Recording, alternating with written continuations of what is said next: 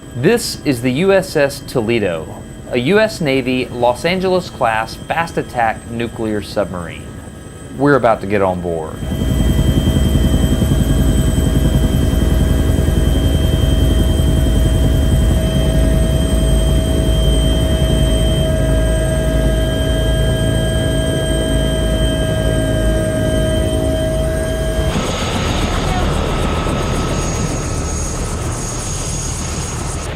My name is Destin. Arnell, I'm the chief of the boat. You're the chief of the boat? Nice to meet you, Arnell. No problem. All right, following you guys. Normally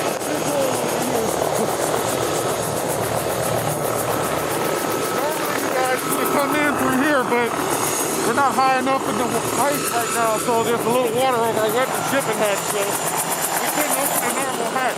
Great. Sounds good. You want me to go first? Cool. Make sure you take a good step, a good grip. Nice to meet you. What's your name? Caleb. Nice to meet you, Caleb. Yeah, you can sit there right there. And then the rungs are on the left side. On the left side? See them? Yep. Got it. When you get down to the second step, they rotate. Yeah? Just be careful about that. Okay, sounds good. Gotta take my gloves off or leave them on? You can leave them on. All right. Yeah. How's it going? How's it going? You got the bags for me? The bags will be coming after me. To enter the submarine, I had to climb down a ladder from the top of the sail down into the heart of the boat. Now, when I did this, remember I was going from a negative 30-degree environment, so I kept having problems with my camera fogging up. All footage you're about to see has been cleared through U.S. Navy OPSEC, or Operational Security. That being said, the Navy has not directed my speech or the content of this video. I am free to say whatever I want. I got it! It was just a hammer. How's it going, sir? Good, how are you? Doing well. Welcome aboard. Thank you, sir. All right. How's it going? Good, good. I'm Mike Mace, I'm the supply officer. I'm Destin Sandlin. Nice to meet you. Pleasure. Camera's all fogged up. Oh, yeah, awesome. Oh, happened? Oh, holy cow, there's a bunch of you guys. Oh, yeah, this is us. What's going on, guys? I'm Destin. Matt, nice to meet you. Nice to meet you. How's it going?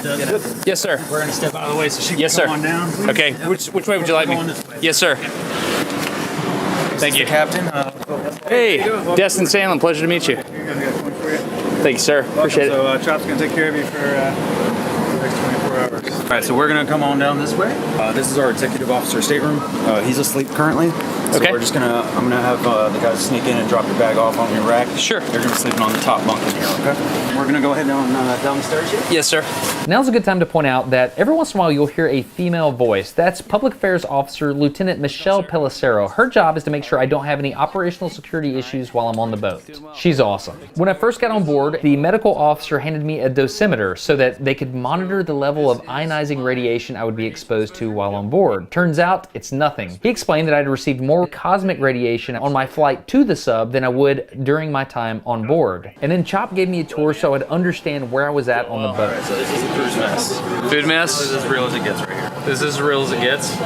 What's up, guys? How's it going? You doing all right?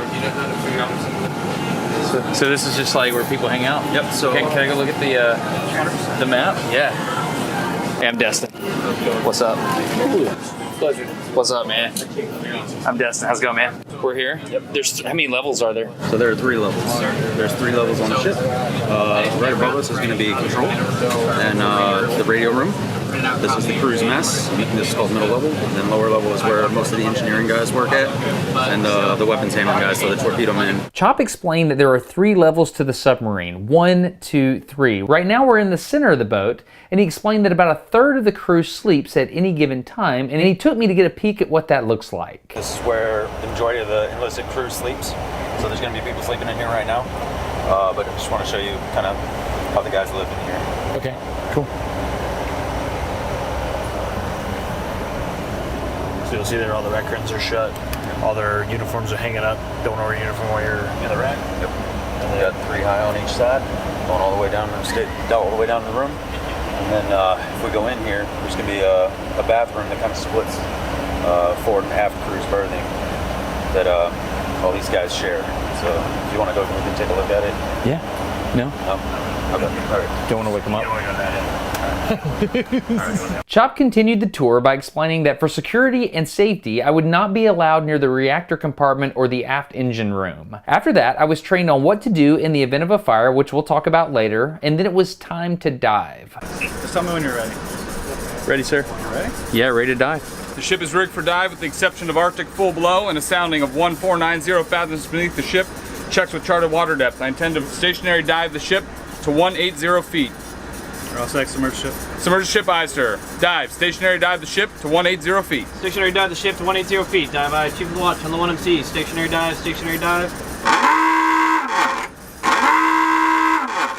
There was a lot going on during the dive, and we'll cover this in a future video, but I got to talk to the captain a little bit. He's been a submariner for 20 years, and he's got a degree in physics and a master's degree in engineering. To be given the command of a fast attack nuclear submarine is a responsibility reserved for only the best in the Navy's submarine force. Now that we're underway, it's time for us to go down to the wardroom, which is where the officers hang out, and speak to the captain about the challenges of being under ice. Okay, we're on the USS Toledo. This is Captain Castellano.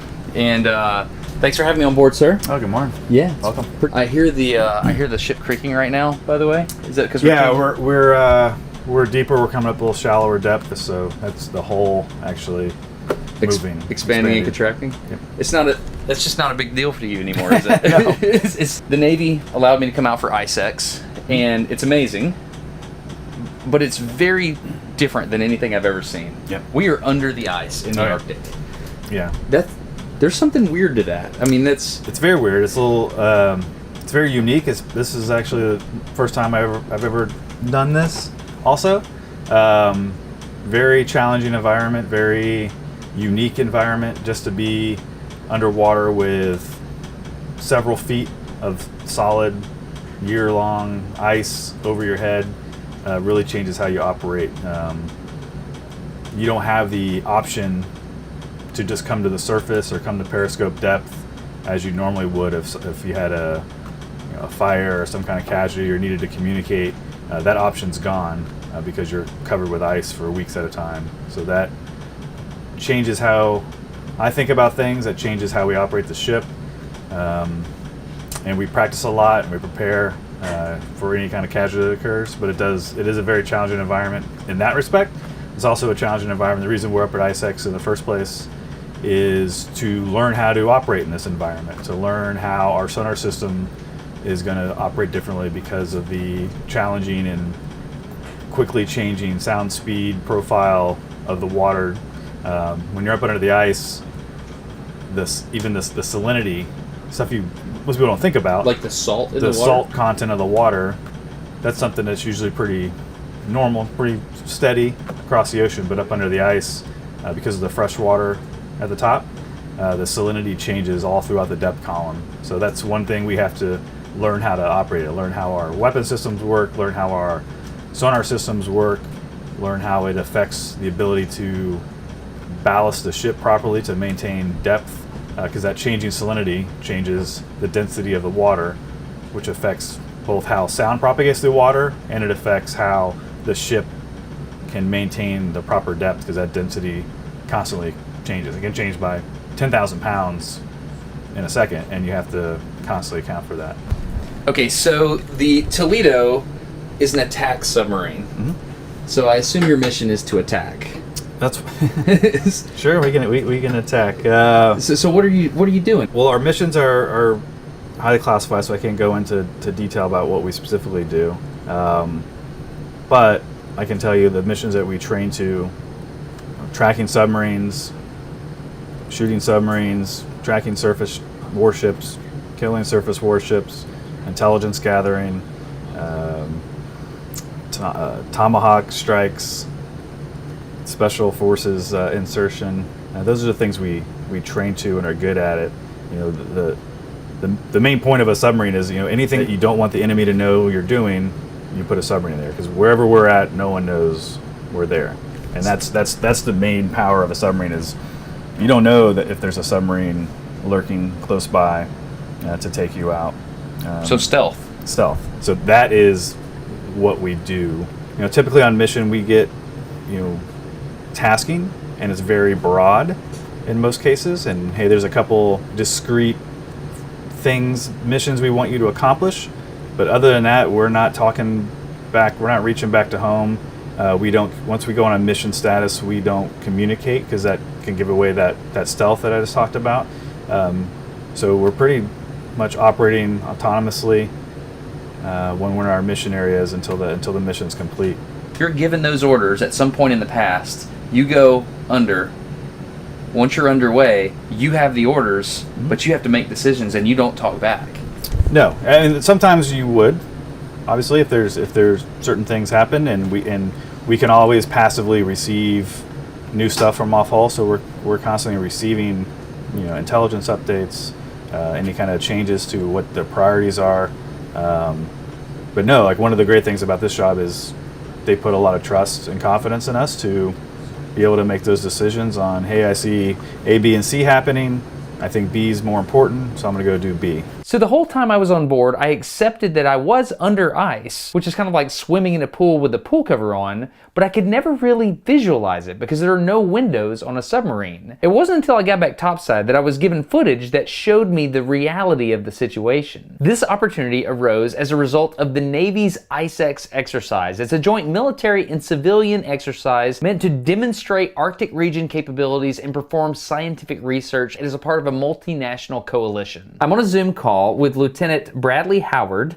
Thank you for being with me. Thanks, Dustin. Okay, so it's my understanding that we missed each other at Camp Sea Dragon by a day, correct? Yep, you flew up with my research advisor, Henrik, and two of the students, Oscar and Ree, in my lab, and then I flew up with another student, Dan. To be clear, the Navy did not set up this interview. Lieutenant Howard emailed me after she saw the last video, and we wanted to talk. Yeah, I was not expecting to be interviewed when I emailed you, though, I'll say. I was like, just use my drone footage. It looks really cool. So you're in the Navy. You are active duty Navy. You're not in a uniform right now. Why? Right, so the Navy gave me a really awesome opportunity after I was done with my first sea tour to go get a master's degree. Right now, I'm a grad student at MIT in the MIT Woods Hole Oceanographic Institute joint program. So I applied to MIT and they accepted me, and the Navy said, that's awesome, go be a civilian for 2 years. I'm still on active duty, but I don't wear a uniform to class. And basically when I'm done having really this amazing opportunity to get my master's degree, I will go back to a submarine doing what I love as a department head. This isn't a recruitment video, but it sounds like you got a pretty sweet gig going on right now.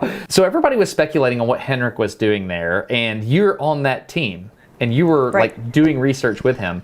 Can you briefly explain what was going on? Sure. Basically what we were doing up there was demonstrating a concept for under ice navigation that is almost as good as GPS.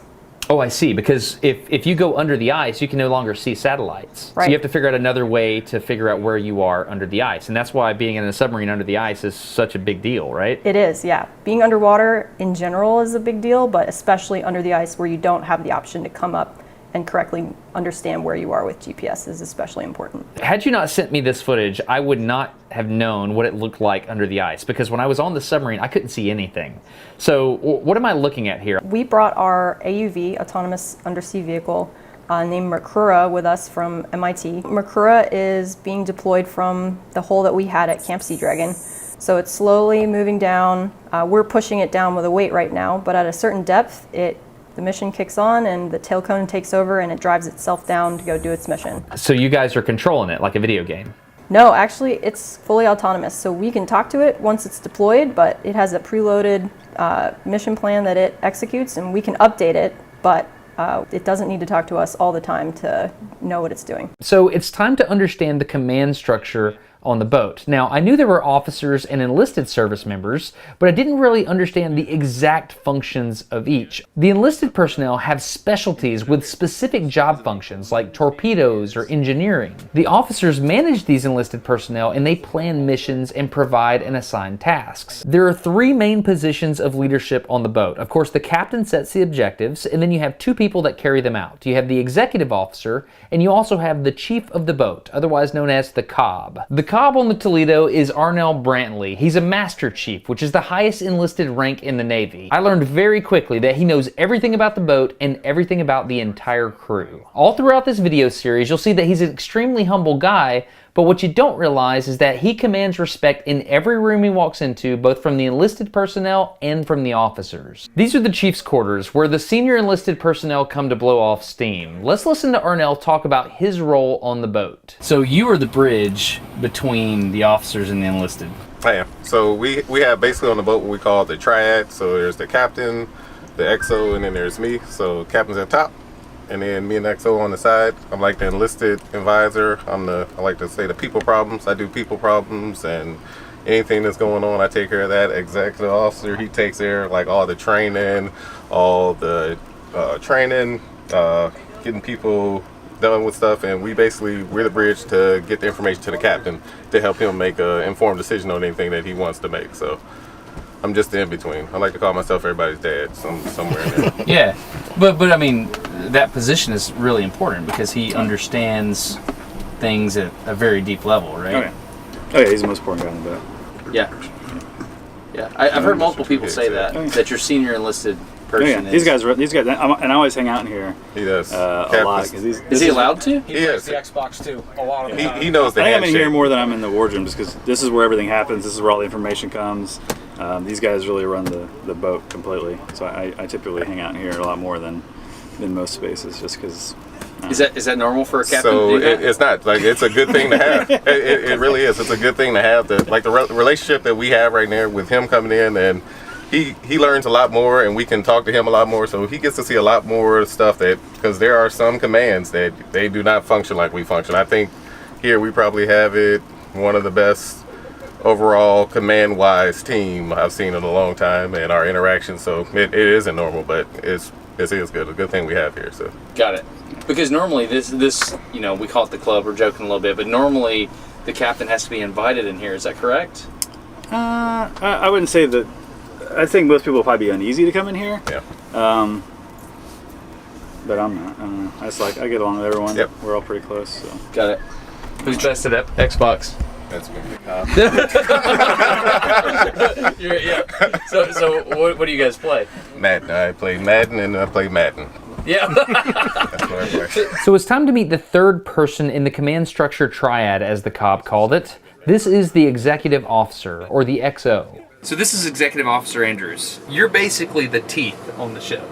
That's a pretty good way to put it. I try to think of myself a little nicer than that. But you're the order on the ship. Is that right? I think my personality kind of has placed me in that sort of situation. Somebody has to do that drive in order to make sure the day-to-day stuff is happening, and I'm the one who goes around making sure that happens. Cobb is dedicated to making sure that the enlisted guys are taken care of. I'm dedicated to making sure the captain doesn't have to worry about the day-to-day so that he can focus on the big problems. And so I'm the one who hunts down the guy who hasn't turned in his stuff on time. I'm the one who hunts down the guy who hasn't completed his program the way it needs to be completed, and that's just kind of the job. Where are you from? I'm from northern Nevada, Gardnerville. It's near Lake Tahoe. So, Really? yeah. Did you want to do this? Like, did you just fall into this, or? A little bit. I kind of fell into it, but I loved when I visited submarines as a midshipman because these are the most amazing people to work with. Everybody I work with is incredibly smart, driven. I can give a task to just about anybody and they'll excel in what it is that they're doing. So I work with the best group of guys in the world, and I think that's what keeps me coming back and wanting to do it more. So the XO and the Cobb make things happen. Under the Cobb, you have the crew chiefs, and under the XO, you have the department heads and the junior officers. Here's one such junior officer explaining what he likes to do on the boat. I really like driving the ship, standing opposite to the deck. It's a huge responsibility, and the captain does put a lot of faith in his junior officers to carry out his intent, and so to feel trusted like that, it always feels really nice. I spend a lot of time talking to people and trying to build rapport, and every once in a while, I flubbed it a little bit. Good job. I messed that up. I'm sorry. He was going for the awkward turkey. I was going. What's the awkward turkey? Awkward turkey is when you Yeah, So Senior Chief Carlton right here, the guy that taught me about the awkward turkey, he has a pretty interesting job. Okay, this is Matt. He's been helping me around the ship along with Chop. But what do you actually do? So I'm in charge of the division that operates the nuclear reactor on board. The nuclear reactor. Correct. You operate the reactor. I used to, but now I train people how to do it. So how exactly does that work? I could tell you, but I'd have to stow you away. And Okay, so we're not allowed to talk about that, but that's a pretty big deal. That's cool. You can go to the Navy. You can learn how to operate a reactor. Pretty special. One thing that was really surprising to me as a civilian when I got on the sub is that I saw people learning and teaching everywhere I went. It was a very cerebral environment. Doesn't matter your rank, doesn't matter your position, they're always learning and teaching. And for every submariner, this path of learning starts with what's called getting your dolphins. Dolphins is the big qualification on board. Enlisted, officer, everyone has to earn their dolphins when they first get here. That's the first priority when they get here. And like I said, when you have it, that signifies that you know how to save the ship in a casualty. So they have to know every system. So if you ask any guy on board that has dolphins, like, hey, what's that? Hey, They'll what's know. that? They should know. Really? Which is very unique to this. Does everybody have dolphin here? Yep. Oh yeah. Oh yes, they're all yes. These guys are the senior guys. They run the ship. Yeah, I mean, clearly everybody in the club has dolphins. But like, is it like your first tour or whatever you call it? What do you call it? First time you go out, what do you call it? Sure. First tour. Yeah. First sea tour. Typically second or third. Okay, so on your first sea tour, how long does it take people normally to get their dolphins? You're required to get it in 12 months. Most people are 6 to 8 months. Officers a year.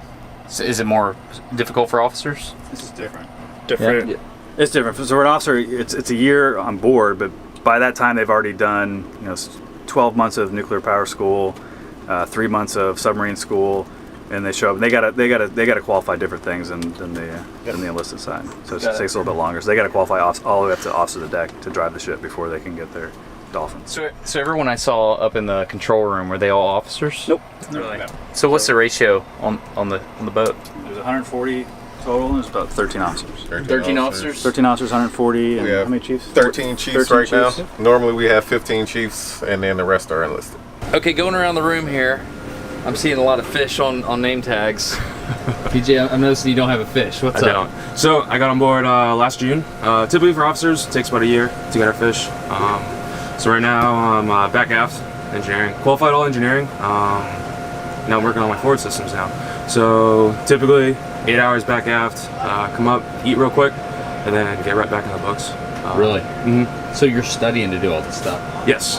Really? Yeah, so working with like Ben over here to kind of learn how all the different systems work. So there's a pass down of knowledge that happens? Absolutely. Oh, absolutely, yeah. I only just finished qualifying about a month ago, so I'm still pretty fresh. I know exactly kind of what he's going through right now. Yeah, and we go to all these guys too. So like the other day, I was with Diaz going over torpedo tubes. If I'm understanding correctly, you as an officer, to some level, you kind of like submit yourself to the enlisted guys, and you kind of take that responsibility on to teach them. Yes, sir. Yeah. So it's both in our best interest, right, and also goes along with making sure that they know what they're talking about. Just like, even if it's not an officer, if it's an enlisted guy, eventually that one person is going to be relieving us of our duties, right? People rotate on and off the ship, so we have to teach the junior guys to be able to operate at our levels. So it's always our job to train the guys below us, and same thing with the officers. So yeah. Do you think it's more difficult to be a submariner? Yes. Yes. Absolutely. Yeah? There's no person to relieve us. It's just us. Really? Sir. And I've been on a surface ship, so this is completely different, and it's a little harder. It's different. Everything is different. I mean, said we're under the water. We're in a ship that sinks on purpose. Yeah. So it's definitely different. So if it's harder, then why are you doing it? Somebody has to do it. Yeah. Yeah. I mean, it takes. I always say it takes a special breed of people to do what we do. I did recruiting for 3 years. And the first thing people say when they walked in the office said, I don't want to go on a submarine. That's one of the first words that they come out of their mouths when I was recruiting. So it's very hard to find people who's willing to do this. So, but there is some of us, obviously, everybody on board here and every submarine in the fleet are willing to do it. I don't know why, we just wanted to, I guess. Yeah? Wanted to give it a shot and ended up enjoying it. Is it more of a challenge? Definitely. In the beginning. Although over time you start to see the effects of it and the actual benefits of it. It's worth it. The thing that was most impressive to me about every submariner I saw was that they value knowledge and they value understanding, and they work very hard to obtain it. And I think the reason they do that is they all seem to genuinely love their jobs. And when you love your job, you do it with excellence. I'm having a blast. This is, to me, this is the pinnacle of my life. This is where I always wanted to get to, command of a fast-attack submarine, operational.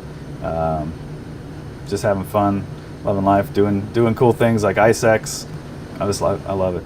I had a question while I was on board, and it was kind of like the elephant in the room, but I didn't know how to ask it. So in order to answer this question, I think Lieutenant Howard is probably best suited to educate me on this topic. You're a submariner. Right. Do you have your dolphins? I do. I earned my submarine warfare qualification in December of 2017. One question about that. When I got on the USS Toledo, I don't know how to ask this in a correct way, so I'm just gonna go straight through the front door. It was all men on the boat, and you're a female, and you're a submariner. What's going on? Why were there all men on the USS Toledo? And I just don't understand. So in the submarine force, women have only been integrated for the last 10 years or so. And we have a lot of submarines in our fleet. So when the Navy decided to begin the process of integrating women, they chose to do it on the largest platform that we have first, the Ohio class, because it's just easier to set up, areas for men and women to go, things like sleep and go to the bathroom. It was just easier to integrate those first. And then slowly over time, we've been bringing women onto other classes of submarines too, specifically the Virginia class. And now we have women on multiple crews, multiple platforms, both officer and enlisted. So my understanding is they're having to modify the existing designs for submarines for these different facilities for men and women. Is that what you're doing? Right, and really it's a very small change. Really recruitment over time has just been building up. You don't suddenly recruit, several hundred submariners overnight. It's like a long, gradual process. Notably, the newest class of submarine that we have, the Block 4 version of the Virginia class, those are going to be gender neutral. Thank you for setting me straight on all that. Now that we have a better understanding of the command structure on a nuclear submarine, I hope you're looking forward to the upcoming topics. This is the first video in the Smarter Everyday deep dive into nuclear submarines and how they work. So I hope you would consider subscribing, because we're going to go through a ton of different stuff that happens on the boat. Like, how do you make oxygen? Torpedoes? How do you cook? What's up with sonar? Like, there's so many things we're going to learn. It's amazing. So please consider subscribing, maybe even ring the bell so that you can be notified when I upload. It's awesome. I would now like to tell you about a very specific audiobook I think you'll love that also turns out to be extremely important to the culture of submariners. This episode of Smarter Everyday is sponsored by Audible. I brought you down to show you this field because I bush hogged it while I was in a submarine. At least that's what it felt like, because I was listening to Thunder Below by Admiral Eugene B. Fluckey. This guy changed submarine warfare to the point that when they have a promotion ceremony on most submarines, they read passages from this book. It's like a holy text. And every submariner has heard of Fluckey. So if you want to listen to this, go to audible.com/smarter or text the word SMARTER to 500-500 and a little link will pop up on your phone. During World War II, there was this guy named Admiral Eugene B. Fluckey. He later got the Congressional Medal of Honor for what he did on the USS Barb. The Barb sunk the most tonnage of any submarine on the US side in the entire war. And the techniques and tactics that he used were like crazy at the time. He did insane stuff. He put rockets on top of his submarine, which had never been done before. It was incredible. Like this submarine sunk a train. Think about that. If you don't know what splicing the main brace is, you will after listening to this audiobook. It's incredible. When you sign up as an Audible member, you also gain access to all the different Audible original titles, unique pieces of content made specifically for Audible members, tons of stuff to choose from here, and you can have your pick of all of it. Go check it out, audible.com/smarter, text the word SMARTER to 500-500, you get a link. It's a great deal. You will get smarter. You will reclaim your time. Audible.com/smarter. Real quick on the way out the door here, I want to show you these flowers. These are orange flowers out in this field, and my dad and I do not bush hog these flowers because butterflies love them, and we want butterflies to be happy. So I don't know what kind they are, but they're really, really pretty. It's a very vibrant orange. Anyway, I'm so glad you're here, and I hope you subscribe and stick around for the rest of the deep dive on nuclear subs here on Smarter Every Day. I'm pumped. Anyway, thank you. I'm Destin. You're getting smarter every day. Have a good one. Bye.